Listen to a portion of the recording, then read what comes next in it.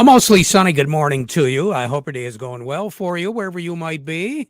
Terry Henne here at Radio Center, along with Matthew Lester, and we have ourselves another really nice day. Temperatures working their way through the 70s right now, and we'll probably pick up about another 10 to 12 degrees here before the day is all done. Very similar to what we've been seeing for the past several days. A little wet to the south of us, Tennessee Valley, and of course down toward the Gulf. The remnants of the hurricane now moving into and around the Memphis, Tennessee area. And it does look like that's about as far north as that center of the low is going to go. We have a high pressure system that's currently situated over Pennsylvania, a big dome of high pressure that is centered over a good portion of the eastern half of the continental United States. That's one of the reasons why that system, once it moved into and around Mississippi, Arkansas, trying to work its way into Tennessee and Missouri, it had to stop, literally stop, dissipate, break down. About the only thing that's left of it right now is some clouds, some thin clouds, and we possibly could see a few of them a little bit later on this afternoon and this evening, but really, for the most part, not much in the way of moisture at all, or clouds. You didn't even know anything happened for us here. Obviously, down along the Gulf, they had quite a bit of damage in and around the center of it. But even, they call it the dirty side of the hurricane, the east side. It wasn't very widespread at all. Normally, it trails well off to the east, and we did see some thunderstorm activity in the Texas, or I should say the Florida panhandle, but that broke down rather rapidly and not a lot of moisture associated with it. So the system, for the most part, was a major issue, a category 2, right around the New Orleans area into Louisiana and southern Mississippi, but then broke down, as I said, rather rapidly. Matthew, what do we have on the thermometer right now? Well, over at the airport, it's sunny at 75. Over in Midland, it's sunny at 77. Here at Radio Center, it's sunny at 75. We have east winds at 6 miles per hour, and our pressure's at 30.23, and it's steady. We had a number of cities yesterday that were in the upper 80s, not only in the lower peninsula, but also the upper peninsula. 90-degree temperature, and that was Mayo. 90 degrees. Now, Mayo had 3 reporting locations. 2 of them were 89, and the third one was 90. Saginaw had 3 reporting stations, and one of them was 89. So I don't know what the difference is much at all between 89 and 90. It was a warm day. Fortunately for us, the humidity was low. So it was warm, you could tell, but not nearly as warm as what it could be. The big issue, and Jerry Samolsky touched on it pretty much all week long, was the humidity level and the evaporative loss. And that's what we have been seeing. Very big evaporative loss has been occurring within the past, I'd say 5 or 6 days. We've had some cooler temperatures at night, and they have helped. And, of course, we've had some fog. So wet lawns right off the bat in the morning, but then everything dried right out. It doesn't look like that's going to be the case as last night we didn't see nearly as much. Tonight, we're only going to drop down to about 59, 60 degrees. Tomorrow night, about the same thing. And Sunday, about the same thing as well. So we're working right now with weather that's very normal, average, toward the tail end of June, the first part of July. The only exception being the humidity levels. Usually humidity is a little bit higher during that time of the year. We're by no means record heat. We've had a number of record hot days in the month of September, especially toward the tail end of September, that were in the upper 80s to the low 90s. And you don't have to really go back too far, maybe 7, 8 years. We'll touch on that, though, in future programs. But for right now, 86, that's what we're looking at for a high, 58 for a low tonight. Sun will set this evening at 7:49, rise tomorrow morning at 7:15. Sunshine tomorrow, 86 for a high, 58, I want to call it 60 for a low tomorrow night. We'll have a light southwest wind, a little bit more of a breeze tomorrow than what we have been expecting. 10, 12, 13 miles per hour out of the southwest, becoming southeasterly tomorrow night. And during the day on Sunday, 88 for a high, 60 for a low. Southeast breeze about 10 miles per hour. Moving into the work week, Monday, Tuesday, Wednesday, Thursday, and right now it looks like Friday, mostly sunny to partly cloudy skies throughout the period, with high temperatures in the mid to upper 80s throughout the beginning of the work week, settling down just a little bit, about 82 or so by the end of the week. But nighttime temperatures in that upper 50 to low 60 degree range. Record high in the state is 94, and that was set way back in 1909. The record cold temperature, 36, set in 1964. Incidentally, Flint had a trace of snow on this date, the 13th of September, set back in 1975. The warmest ever, 1931. 93 was our high, 67 was our low. The coldest ever, 1923. A little bit better than 100 years ago. 51 was our high, 39 was our low. Record, well, I should say not record, but long range is not going to have any records, but we are going to be running way above average as far as the temperatures, at least through the 26th of the month, below average on the moisture. More on the weather as we go through the broadcast. Standing by, Matthew, who do we have? Up next, we have Gary Kaufman from Star of the West, and we also have Doug Klein from Oppenheimer. But before we get to them, we want to remind you the weather forecast brought to you by the folks at Nutrient Ag Solutions.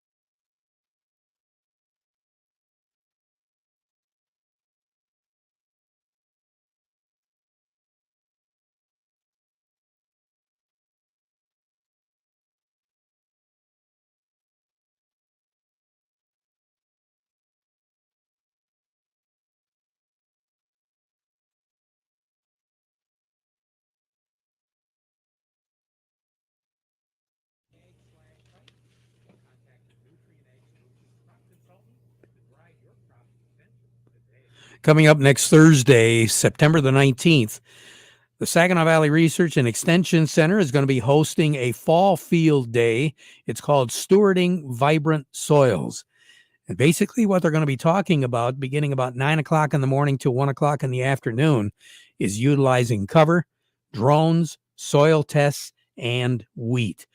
Field Day is going to have a number of expert speakers, a drone presentation of seeding covers, networking, and lunch. So mark it down, 9 till 1, this coming Thursday, September the 19th, at the Saginaw Valley Research and Extension Center, sponsored by the folks at the Nature Conservancy, by the Michigan Agricultural Advancement Group, and by Star of the West.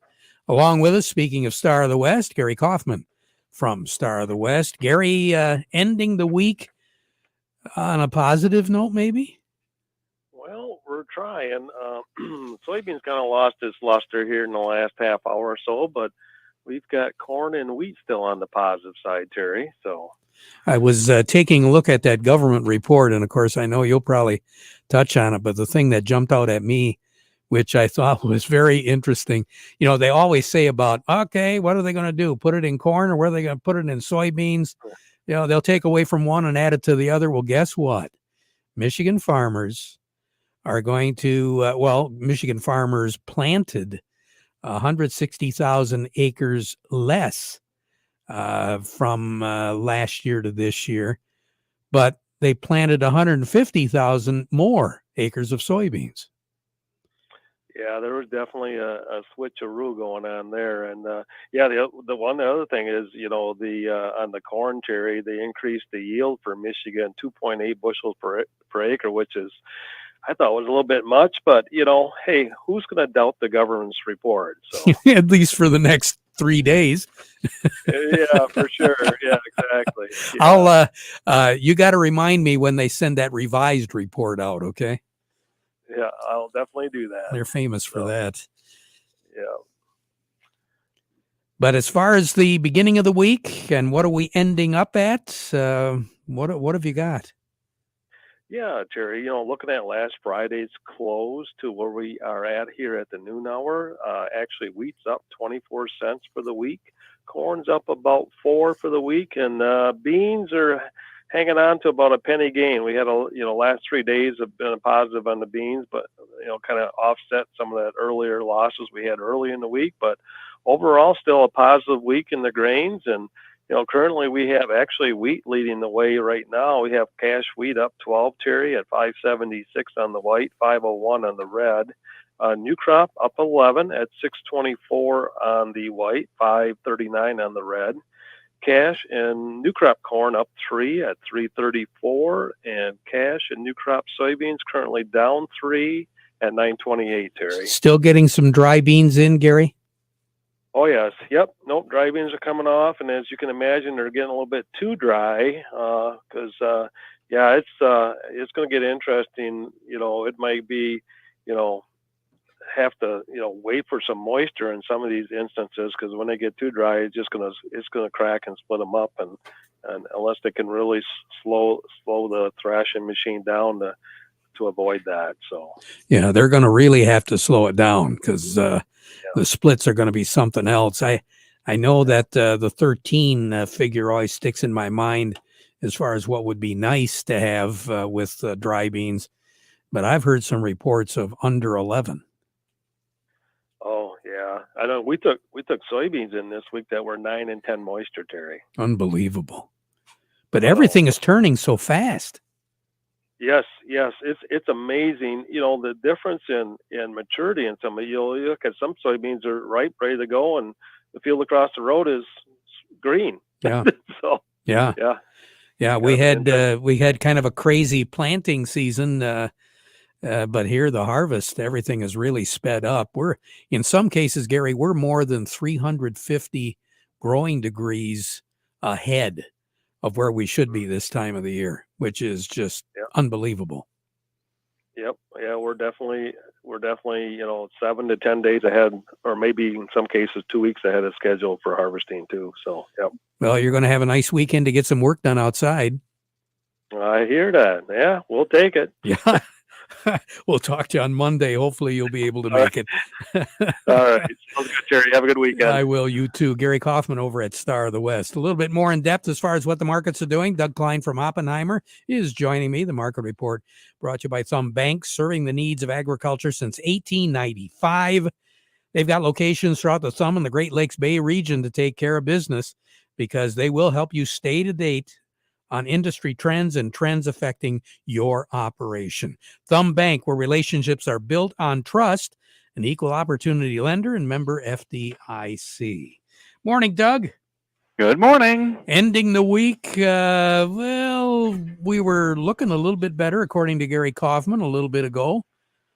Super hot. Stock market just loves what's going on, whatever is going on. So more power to you. Wow. All the precious metal miners hit new highs today. So that's a hot market. Gold's $26 higher. Silver's 87 cents higher, and platinum's $25 higher. So that is definitely a thing. The dollar's a little bit weaker, but probably going to get a whole lot weaker once things shake out the way they're going to shake out. Well, we'll have to see what happens there.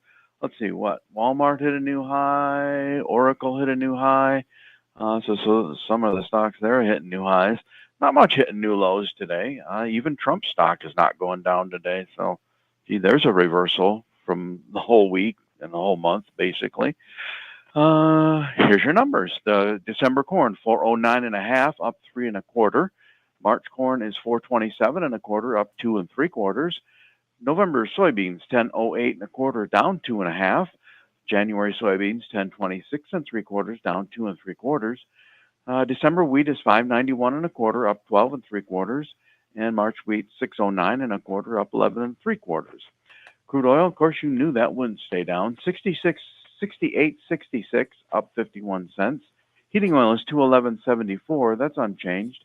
Gasoline $195.14, up 2.5 cents. Natural gas $259.5, down 4 cents. Currencies: Canadian dollar, U.S. dollar buys $1.3582 Canadian, virtually unchanged. The dollar buys 140.58 yen. That's down 121 ticks. The euro's at 110.82, up 8 ticks. The dollar's at 101.01, down 35 ticks. Gold's at 26.0720, up $26.60. Silver's 30.61, up 87 cents. Platinum's $1,007.70, up 25.50. And copper's at 423.50, up 4 cents. You have a nice weekend, Doug. Thank you too. I will. Doug Klein over at Oppenheimer. Farm Service brought to you today by the folks at Michigan Truck Spring of Saginaw, your complete parts and service headquarters for light, medium, heavy-duty trucks and trailers, as well as buses and recreational vehicles. Quality parts and service at very competitive prices for well over 45 years. 800-358-4751 or buy online at truckspring.com. And don't forget, they're open till 11 p.m. weekdays. Let's slide over to Lingle Equipment right now. Kim Weiss with Lingle Equipment is joining us. And Kim, Mother Nature doesn't want to admit it, but it is fall. That's right, Terry. And two of my sweet friends that are selling one of the best seeds out there in American Crystal Sugar Beet seed, Jeff Karst and Andy Burney, I always say this time of year, some of the best meals you can get are off the tailgate of a pickup. And I don't think that it has to be a Ford, a Chevy, or a Dodge. It certainly could be a Kubota RTV XG850 Sidekick. I've got sport model here. It's black. It's got some beautiful stripes on it, alloyed wheels, speed assisted steering, independent suspension, 40 plus miles an hour. So when mom has to go back to the house to fill the crock pot, she's going to do it, and it won't take long to do it. It's a great machine. It's on the showroom floor right here. Come on in and see it right here at Lingle Equipment. You can be into that machine for $250 a month or less. Come on in and see me right alongside I-75, just south of the Zilwaukee Bridge, or send me an email or give me a call, 989-754-7801, or send me an email at k.weiss@lingle1.com, and I'll get you the information back. You know, you mentioned the sugar beets, that government report that came out yesterday. We're supposed to have a fairly substantial increase in production in the sugar beets this year. And judging from, well, you've got quite a few folks involved in the sugar beet industry. It's been a pretty good year so far on the pre-dig. Yep. So far, it's looking good. I helped yesterday, and it was good, but it was warm, I'll tell you that. Oh, it sure is. Well, you take care. Have a nice weekend, and go blue, huh? Yep, go blue. Go Tigers. They're going to finish out the season. We're still in contention, so hey, we could be still in that boat, but go blue, and we'll see what happens. And all of us here at Lingle Equipment want to wish everybody a safe and happy harvest. Thank you very much, Kim. You take care. Kim Weiss over at Lingle Equipment. We'll be right back.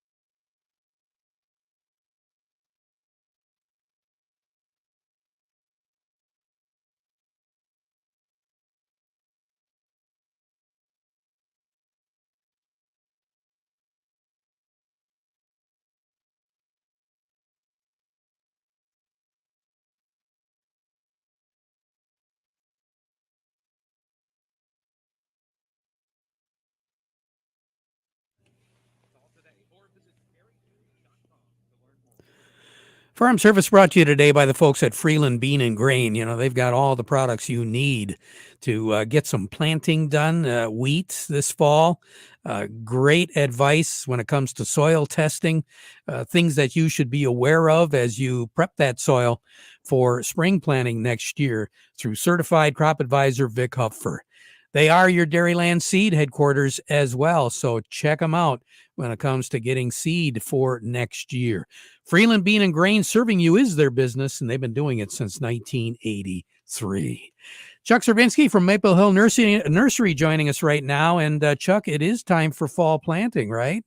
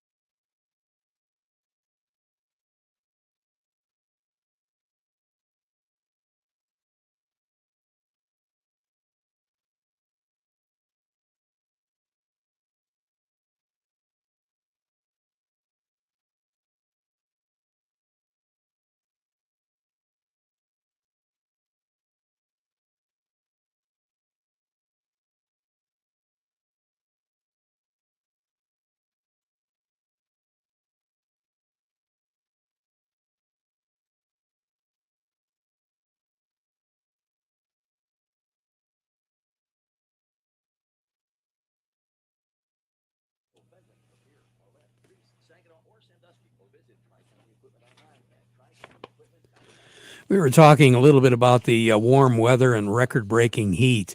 You don't have to go back too far, as I mentioned before. 2017 was the year, beginning the 21st, the first day of fall in 2017. For 6 straight days, we broke record highs on that particular year. The 21st, we hit 93. The 22nd, we hit 94. The 23rd of September in 2017, 95. The 24th, 94. The 25th, 90. And the 26th was 93. Kind of interesting. Along with us right now, Stephanie Zelenko with AgroLiquid. Stephanie, how are you? I'm doing well, thank you. Well, this warm weather is creating some issues out there. Yeah, I can't believe how fast things are progressing, thanks to Mother Nature in this warm weather. It seems like the soybeans lose more color in leaves every single day. So at this stage of the game, what should producers be aware of? I think the biggest thing right now is don't let harvest sneak up upon you. Things are progressing faster than we normally see this time of year. So get out, walk those fields, see where your crops are, and then just make sure you have everything ready for harvest. And then anything you need to, work on those fertility programs and post-harvest applications. What are you seeing in other parts of the country? I know you travel a lot. Central part of the country, the northern part. What are producers looking at right there? I know the northern plains really got a late start. They did, from Iowa and then north and west a little bit, got a later start than normal. So I think they are catching up a little bit because they've had some good weather as well. But for the most part, they are kind of behind their normal progress at this point in time. The southeast is right on track. I was down in Tennessee area a couple weeks ago, and they were full steam ahead on both soybean and corn harvest. So how dry are we? We are getting pretty dry. Our lawns tell us that every day. This is that time of year. I don't know if I want to wish for too much moisture just because I like a nice dry harvest season. But I also know for those guys that are looking at planting wheat here in the next couple of weeks, 3 to 4 weeks or 2 to 3 weeks, we do need some moisture to get that wheat established. So we could probably use a little bit of moisture. How long can wheat sit before it really needs a rain? It's really surprising. If you look at the states that mainly grow wheat, it's Kansas, Colorado, Oklahoma, and those states get, in some cases, less than 15 inches of rain a year, and they still successfully grow a wheat crop. But their yields are not to what we get here in Michigan. I think our top couple inches is pretty dry, so I think we need to get some moisture so we can get that quick germination. But we have a couple of months before we get into those freezing temperatures before we have to worry too much. It would be nice if we could get a nice deep frost this year, don't you think? That would definitely help out on a lot of cases. It sure would. Stephanie, you take care. Have a great weekend, okay? Thank you. You too. All righty. Yeah, we mentioned about the production figures. We're looking at the increases in production on the soys as well here in Michigan, staying pretty well steady with last year on the corn. We'll be back at 12:30 with an update. Now we conclude our program with the playing of our national anthem, brought to you by Euclid Avenue Coins in Bay City at 602 North Euclid Avenue.